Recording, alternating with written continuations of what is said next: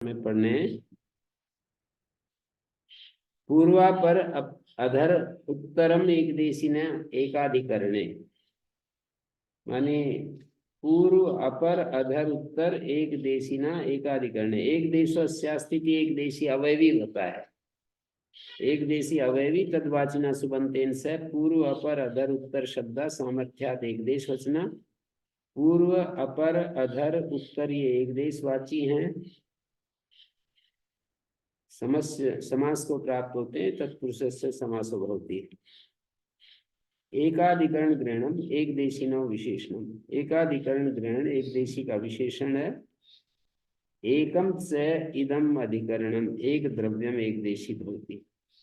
एकम च इदम अधिकरणम, एकम चेत अधिकरणम एक द्रव्यम एक देशी भवति। षष्ठी समास अपवाद है ये सूत्र। एकम चे अधिकरणम एक द्रव्यम एक देशी भवति। एक यदि अधिकरण हो, एक द्रव्य एक देशी होता है।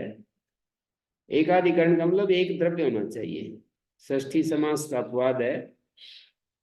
एकाधिकरण ग्रहण एक देशी का विशेषण है। जो एक देशी है वो एकाधिकरण होना चाहिए। अवयवी है वो एक द्रव्य होना चाहिए। जैसे पूर्वम काय से पूर्व काया, तो एक देशी यहाँ पर काय है, उसका पूर्व के साथ समास हो गया, वो एकाधिकरण है, एक द्रव्य है। पूर्व काया, अपर काया, अधर काया, उत्तर काया। पूर्व शरीर का पूर्व भाग और शरीर का अधर भाग, अधर काया, काय से अधर, काय से उत्तर, काय से अपर, अपरा भाग, उत्तरा भाग है। जो पूर्व का अर्थ है वही यहाँ उत्तर का अर्थ होगा। माने ऊपर का जो भाग है शरीर का उसको पूर्व काया कह रहे हैं, और पैर आदि जो है उसको अपर काया कहेंगे। नाभि से ऊपर जो है वो पूर्व मान लें, नाभि से नीचे को अपर मान लें। एक देशी नाइटिकेम पूर्वम नाभि कायस्य। यहाँ पर दिग्योग लक्षणा पंचमी है। काय संबंधी नाभि की अपेक्षा पूर्व भाग, ये अर्थ है। नाभि एक देशी नहीं होता है, इसलिए समास नहीं होगा। पूर्वम नाभि का है, शरीर का जो दिग्योग लक्षणा पंचमी हो रही है नाभि में, शरीर के काय संबंधी जो नाभि उसकी अपेक्षा से पूर्व भाग, तो यहाँ एक देशी वाची नहीं है नाभि। एकाधिकरण पूर्व छात्राणाम आमंत्रण, छात्रों के पूर्व जो भाग है उसको बुलाओ। तो यहाँ एकाधिकरण नहीं है, छात्राणाम अनेक द्रव्यों का समुदाय है छात्राणाम। प्रथम मध्याह्न सायाह्न, दिन का मध्य भाग, दिन का सायकालीन भाग। संख्या विषय पूर्वस्यान्नस्य ज्ञापकात् सर्वेण एक देश शब्देन अन्ना समासो भवति।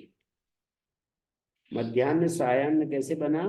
तो कहते हैं संख्या विषय पूर्वस्यान्नस्य, इस ज्ञापक से, उसमें कहा है संख्यावाची वी साय पूर्व है जिसके, संख्या भी साय पूर्व में है जिसके, ऐसा अहन शब्द। तो इस ज्ञापक सर्वेण एक देश शब्देन अन्ना समास, सामान्यापेक्षम ज्ञापकम, सभी एक देश शब्द के साथ अहन का समास हो जाता है। संख्या विषय पूर्वस्य अन्नस्य ज्ञापकात् सर्वेण एक देश शब्देन अन्ना समास हो जाएगा। सभी एक देश के साथ समास हो जाएगा।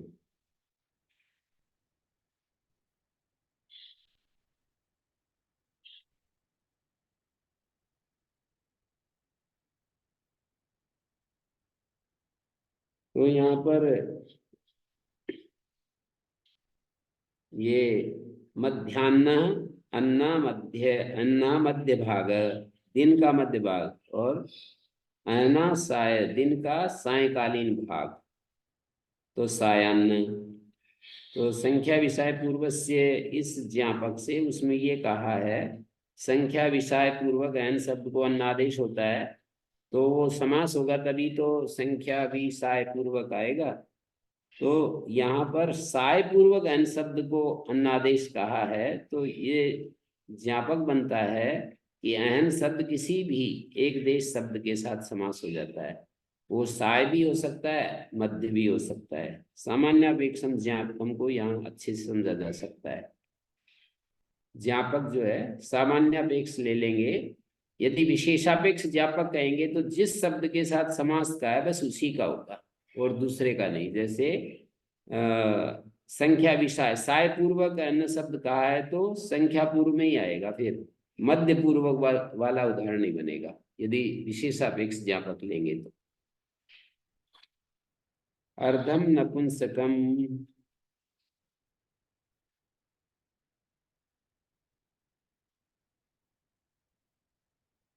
अर्ध शब्द एक देशिना एकाधिकरण की अनुवृत्ति आ रही है। संप्रविभागे अर्ध शब्दों नपुंसकम आविष्ट लिंगा। संप्रविभाग में अर्ध शब्द है, नपुंसक लिंग है और आविष्ट लिंग निश्चित लिंग वाला है, नियत लिंग वाला है। माने संप्रविभाग में जब अर्ध शब्द होता है तो निश्चित लिंग वाला नपुंसक लिंग ही होता है। अर्धम इत्येतत् नपुंसकम एक देशिना एकाधिकरणेन समस्यते तत्पुरुषस्य समासो भवति। षष्ठी समास अपवाद है ये। अर्धम पिप्पल्या अर्ध पिप्पली अर्ध कोशातकी, तो पिप्पली का आधा भाग, कोशातकी का आधा भाग, अर्धम नपुंसकम। नपुंसकम इति किम ग्रामार्ध नगरार्ध, तो यहाँ नपुंसक नहीं है, अर्ध शब्द ग्रामस्य अर्ध, तो षष्ठी समास हो जाएगा। नपुंसक लिंग होगा तो अर्ध शब्द का पूर्व प्रयोग होगा हमेशा। अर्धम पिप्पल्या अर्ध पिप्पली अर्ध कोशातकी। एक देशी ना इत्येव अर्धम पशुर देवदत्त से, एक देशी नहीं है यहाँ। पशु जो है अर्धम पशुर देवदत्त से, देवदत्तेन से समासो न होती। पशु के साथ तो समास हो सकता है। अर्धम पशु का मतलब पशु का आधा भाग, अर्ध पशु, पर देवदत्त के साथ नहीं होगा क्योंकि देवदत्त यहाँ पर एक देशी नहीं है, तो स्वामी वाचक है। अर्ध पशु देवदत्त से ऐसा तो हो सकता है, देवदत्त स्वामिकम पशुर अर्धम, ये अर्थ निकलेगा, देवदत्त स्वामी वाले पशु का आधा भाग। समुदाय से संबंध होने के कारण यहाँ सापेक्षता नहीं होगी। कोई कहे सापेक्षम असमर्थम भवति, तो कहे तो ये उत्तर दिया जाएगा कि समुदाय के साथ संबंध होने के कारण यहाँ सापेक्षम असमर्थम नियम लागू नहीं होगा। इस उदाहरण में अर्ध पशु देवदत्त से पशुर अर्धम, पूरा जो समुदाय है ना देवदत्त से पशुर अर्धम, तो अर्धम और पशु का समास हो जाएगा और समास सापेक्ष नहीं बनेगा। जैसे कि देवदत्त से गुरुकुलम, देवदत्त से गुरुकुलम में गुरुकुलम समुदाय के साथ देवदत्त से गुरुकुलम, देवदत्त से गुरुकुलम, देवदत्त की समुदाय के साथ अपेक्षा है, गुरुकुलम पूरे समुदाय के साथ देवदत्त की अपेक्षा है, तो इसलिए वो सापेक्षम असमर्थन बहुत ही नहीं बनेगा, देवदत्त से गुरुकुलम बन जाएगा।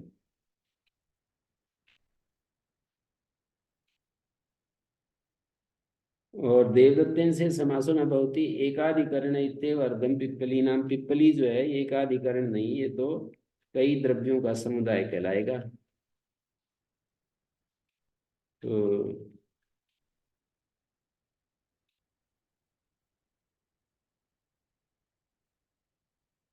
द्वितीय तृतीय चतुर्चतुर्याणि अन्यतरस्याम एक देशिनैकाधिकरण इति वर्तते। षष्ठी समास अपवादोऽयं योगः अन्यतरस्यां ग्रहणात् सोऽपि षष्ठी समासोऽपि भवति।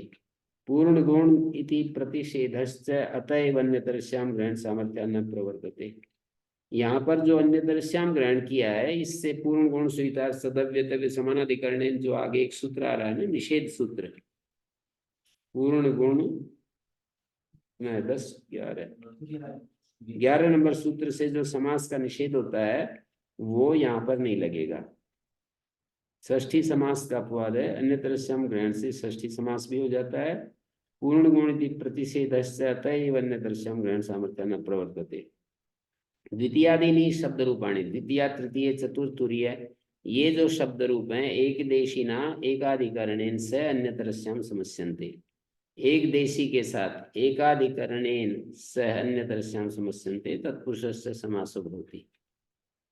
तत्पुरुष समास होता है द्वितीयम भिक्षाया द्वितीय भिक्षा, षष्ठी समास पक्ष में भिक्षा द्वितीयम, तृतीयम भिक्षाया तृतीय भिक्षा भिक्षा तृतीयम, चतुर्थम भिक्षाया चतुर्थ भिक्षा भिक्षा चतुर्थम, तुरीयम भिक्षाया, तुरीय शब्द का भी चतुर्थ अर्थ होता है। तुरीयम भिक्षाया तुरीय भिक्षा भिक्षा तुरीयम, तुरीय शब्द से तुरीयम भिक्षाया तुरीय भिक्षा भिक्षा तुरीयम व एक देशिना इत्येक। भिक्षा तुरीयम किसको कहते हैं? भिक्षा का चतुर्थ भाग। हाँ, भिक्षा का चौथा भाग। एक देशिना इत्येक द्वितीयम भिक्षाया भिक्षुकस्य, भिक्षुक की भिक्षा का दूसरा भाग। एक देशिना इत्येक एकाधिकरण इत्येक द्वितीयम भिक्षाणाम। एकाधिकरण क्यों कहा? तो कहते हैं द्वितीयम भिक्षाणाम, यहाँ एकाधिकरण नहीं है, यहाँ तो बहुत सारी भिक्षा हैं, अवयवी द्रव्य एक नहीं है।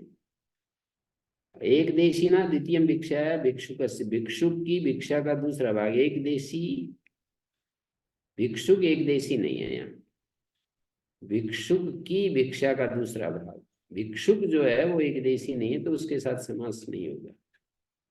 भिक्षा के साथ तो हो सकता है पर भिक्षुक के साथ नहीं होगा। जी।